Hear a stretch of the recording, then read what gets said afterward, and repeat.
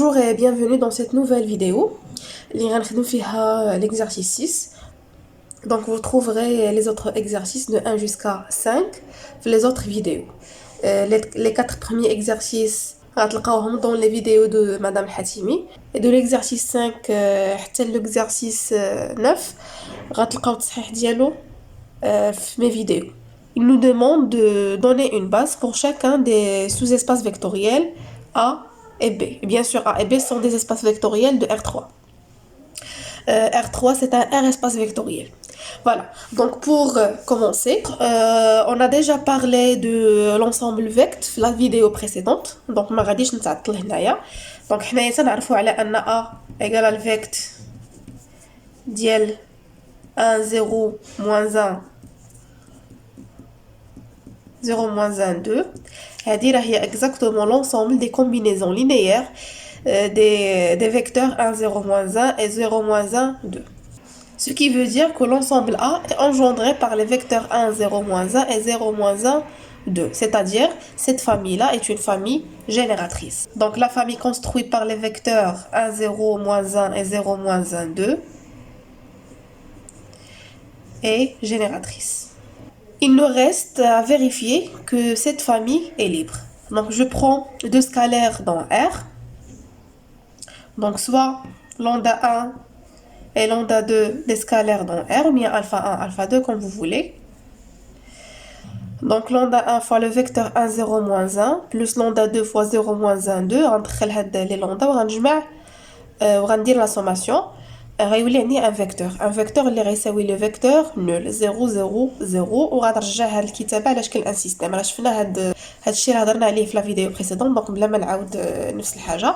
دونك هاد الشيء équivalent le système lambda 1 égale à 0 moins lambda 2 égale à 0 moins lambda 1 plus lambda 2 plus 2 lambda 2 égale à 0. Donc ceci est équivalent de dire que lambda 1 est nul et ainsi lambda 2 nul. D'où la famille 1 0 moins 1 est libre. Donc, la famille formée par les vecteurs 1, 0, moins 1, 0, moins 1, 2 est une base de A. Donc, c'est la première partie de la question. Pour la deuxième partie, d'abord, l'ensemble B sous la forme d'un vecteur. Donc, X, Y, Z appartient à l'ensemble B implique que x égale à moins 2y. C'est-à-dire que le vecteur x, y, z égale x, y, z. Donc je remplace x par moins 2y. Donc égale moins 2y, y, z. D'abord on a y واحد و z بزيرو وغنخرج y. Donc y هي moins 2, 1, 0. وعاوتاني بلس زد غنخرج زد وغنعوض y بزيرو و زد بالواحد. دونك غتولي 0 0 1. دونك B هو الفيكت ديال لو فيكتور moins 2 1 0 et le vecteur 0 0 1. دابا عندنا هاد لا فامي راها جينيراتريس حيتاش راه B هي الفيكت ديال هاد لي فيكتور. C'est-à-dire il est engendré par les vecteurs. Donc il suffit de montrer que la famille est libre et on va montrer de la même méthode. Soit alpha 1, alpha 2 appartient à R. Donc il est qu'un indi alpha 1 moins 2 1 0 plus alpha 2 0 0 1 égale à 0 0 0 le vecteur nul. ولا كتكتب 0 3 يا اما تكتب 0 0 0 ولا تكتب 0 R3 حتى هاد لا نوتاسيون ممكنه. Donc ceci est équivalent que le système donc moins 2 alpha 1 plus alpha 2 fois 0 il a دخلتها في la première coordonnée تعطيني 0 donc plus 0 égale à la première coordonnée 0 donc moins 2 alpha 1 égale à 0. La même chose عاوتاني alpha 1 غنضربها في la deuxième coordonnée plus alpha 2 في 0 هي 0 égale à 0 donc égale à 0 وعاوتاني alpha 1 fois 0 donc c'est 0 alpha 2 fois 1 c'est alpha 2 égale à 0. C'est équivalent de dire que alpha 1 et alpha 2 sont des scalaires nuls, ce qui veut dire que la famille est libre. D'où le résultat, la famille formée par les vecteurs moins 2 1 0 0 0 1 est une base de B. La deuxième question, On nous demande de déterminer l'intersection entre A et B. Et aussi, on nous demande de donner une base. Un vecteur x, y, z appartient à l'intersection de A et B, équivalent que ce vecteur appartient à A et en même temps appartient à B. C'est-à-dire que ce vecteur s'écrit sous la forme d'une combinaison linéaire des vecteurs de A, du vecteur 1, 0, moins 1 et 0, moins 1, 2, et aussi il s'écrit sous la forme d'une combinaison linéaire des vecteurs moins 2, 1, 0, 0, 0, 1, 2, l'ensemble B. C'est-à-dire qu'il va exister un scalaire alpha et un scalaire bêta appartient à R tel que x, y, z égale à alpha, j'appelle ça U1, V1, V2, pour simplifier l'écriture. Donc alpha U1 plus bêta U2. Et il existe d'autres scalaires alpha prime, bêta prime appartient à R tels que x, y, z égale alpha prime V1 plus bêta prime V2. Donc ceci est équivalent que, bien sûr, il existe des scalaires alpha prime, bêta prime appartient à R, tel que on a une égalité entre ces deux sommations. C'est-à-dire que alpha U1 plus bêta U2 égale à alpha prime V1 plus bêta prime V2. Maintenant, il reste à résoudre le système de 3 équations et 4 inconnus. En fait, on se dit qu'on va chercher tous les vecteurs qui appartiennent à la fois à A et à B. Donc, on va chercher tous les vecteurs qui peuvent s'écrire à la fois sous la forme d'une combinaison linéaire de U1 et U2 et aussi sous la forme d'une combinaison linéaire de V1 et V2. Puis, en écrivant le système, on va pouvoir le simplifier. Le système dont je viens juste d'en parler est le suivant. Donc, alpha égale à moins 2 alpha prime, moins bêta égale à alpha prime, moins alpha plus 2 bêta égale à bêta prime. Donc, alpha c'est moins 2 alpha prime, bêta c'est moins alpha prime. Et si je remplace ici alpha par moins 2 alpha prime et bêta par alpha prime, ceci nous donne 0. Donc, moins alpha plus 2 bêta égale à 0 égale à bêta prime. Ce qui veut dire que bêta prime est nul. Alors, le vecteur x, y, z égale à alpha prime V1. C'est-à-dire que l'intersection de A et B égale le vecteur de V1. Donc, la dimension de A inter B égale à 1. Pour la troisième question, on nous demande de vérifier si la somme A plus B est directe. D'abord, je vous rappelle des définitions générales d'une somme directe. Et après, je vais parler du cas particulier où n égale à 2. La première chose à savoir, c'est la somme entre les deux sous-espaces vectoriels A et B. A étant un sous-espace vectoriel d'un espace vectoriel E, qui est dans notre cas R3, et pareil pour B. Cette somme est définie comme étant la somme entre les éléments de A et les éléments de B, c'est-à-dire l'ensemble des x1 plus x2, tel que x1 appartient à A et x2 appartient à B.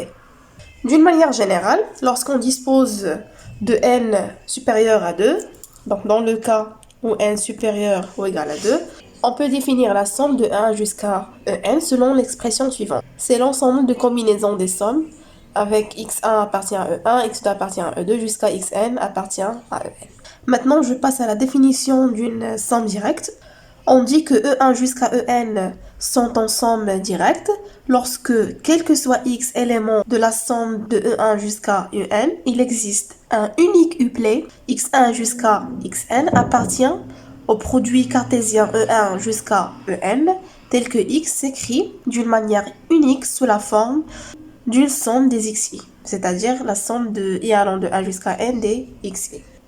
Et on utilise ce symbole-là pour définir la somme directe, c'est-à-dire E1 plus jusqu'à En. Autrement dit, une somme est une somme directe si on a cette propriété, c'est-à-dire quel que soit x appartient à la somme des EI, on l'écrit d'une manière unique sous cette forme. En pratique, pour montrer que E est la somme directe des EI, on commence tout d'abord par montrer que E est une somme des EI tout court. Ensuite, à la place de montrer qu'on a l'unicité des xi, il suffit de montrer que la somme des xi est nulle, équivalent que quel que soit i, les xi sont nuls. Pourquoi on a cette propriété? Je vais la démontrer. Alors pour le premier sens, c'est-à-dire pour la première implication, donc on veut montrer que si la somme est directe, ceci implique qu'il y a les deux, propriétés. Donc la première, elle est évidente. Donc bien sûr, puisque E est une somme directe des EI, pour I bien sûr allant de 1 jusqu'à n. Donc ça va impliquer la somme ordinaire. Donc E s'écrit sous la forme d'une somme des EI, donc E1 plus jusqu'à En. Pour la deuxième propriété, on a, quel que soit x1 jusqu'à xn, appartient au produit cartésien E1 jusqu'à En. Si la somme des xi est nulle, ceci implique que, quel que soit i, xi égale à 0. Alors pourquoi cette propriété? Prenons la somme des xi égale à 0. Ceci égale à la somme des 0 de ei. Pour i bien sûr allant de 1 jusqu'à n et i allant de 1 jusqu'à n. Donc puisqu'on a une somme directe, on a chaque xi égale à 0 de i. Donc la première implication, elle est évidente. Maintenant, je passe à la deuxième implication, c'est-à-dire le deuxième sens. On veut montrer que si on a ces deux propriétés, on a la somme directe. Donc d'abord, on dispose de la première propriété, c'est-à-dire quel que soit x1 jusqu'à xn, si la somme des xi égale à 0, ceci implique que quel que soit i, xi égale à 0. Et on dispose de la deuxième propriété qui est E égale à la somme des EI, c'est-à-dire de E1 jusqu'à En. À partir de ces deux propriétés, on veut montrer que la somme est directe. C'est-à-dire, on veut démontrer que la somme des xi se décompose d'une manière unique. Donc maintenant, je prends deux sommes qui sont égaux. Donc la somme des xi égale à la somme des yi. À la fin, je vais arriver à l'égalité entre xi et yi. Donc la somme des xi égale à la somme des yi veut dire que la somme des xi moins yi est nulle. Et d'après la première propriété, on a si la somme est nulle, cela veut dire que chaque xi est nul, c'est-à-dire que, quel que soit i, xi moins yi égale à 0, c'est-à-dire que quel que soit i, xi égale à yi. Donc, cette somme s'écrit d'une manière unique.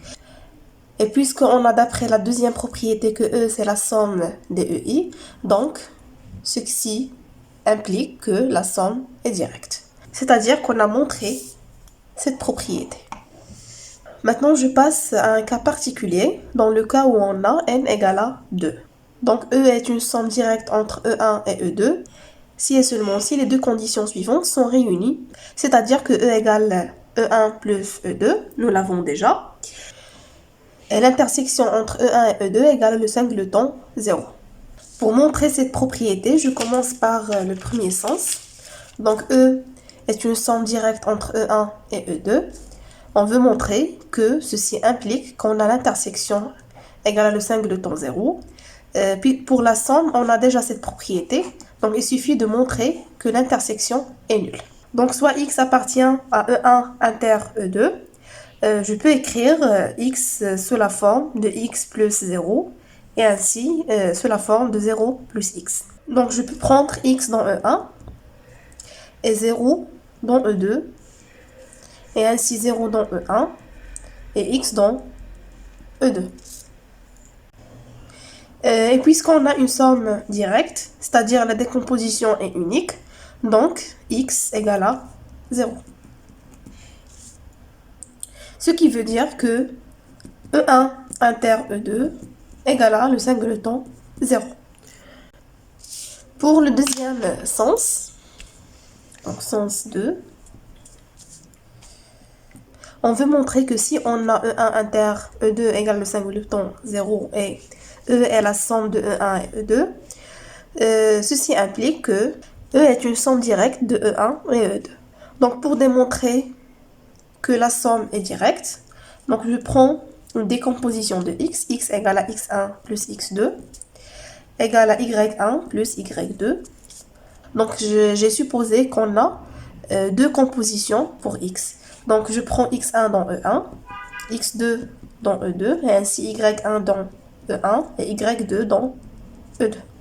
Maintenant, il suffit de montrer que x1 égale à y1 et x2 égale à y2, c'est-à-dire que x se décompose d'une manière unique en éléments de E1 et E2.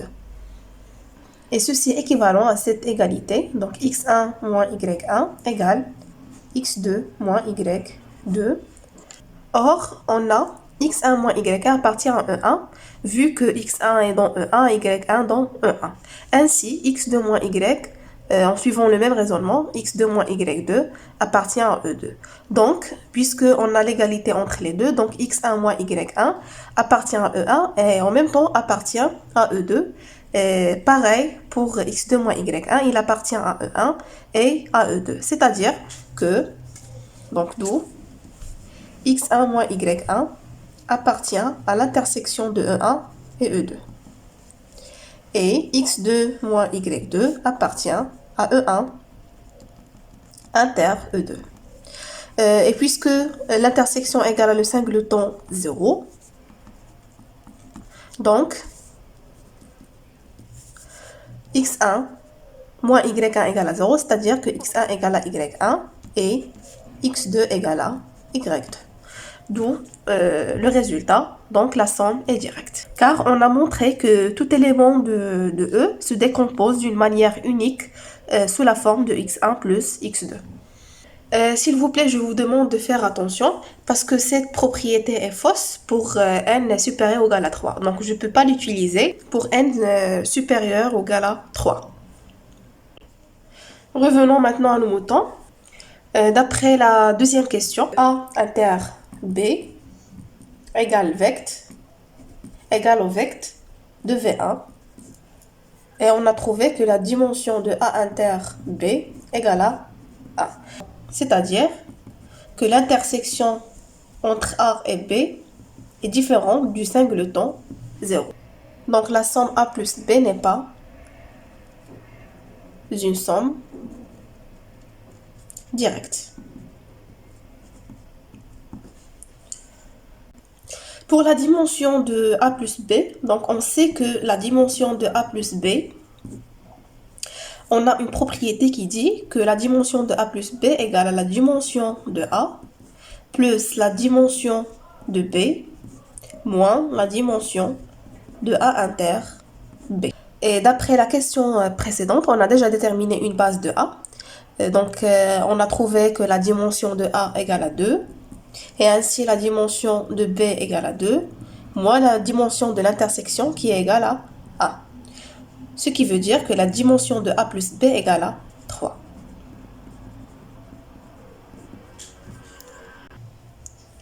Pour la deuxième partie de la question, on sait que A et B sont deux sous-espaces vectoriels de R3. Donc, on a A plus B est un sous-espace vectoriel de R3. De plus, on a prouvé que la dimension de A plus B égale à 3 égale la dimension de R3. Donc, puisque A plus B est un sous-espace de R3, de plus, il a la même dimension que R3, alors A plus B égale à R3. Voilà, donc on a terminé l'exercice 6. Je vous souhaite un bon courage et à la prochaine vidéo.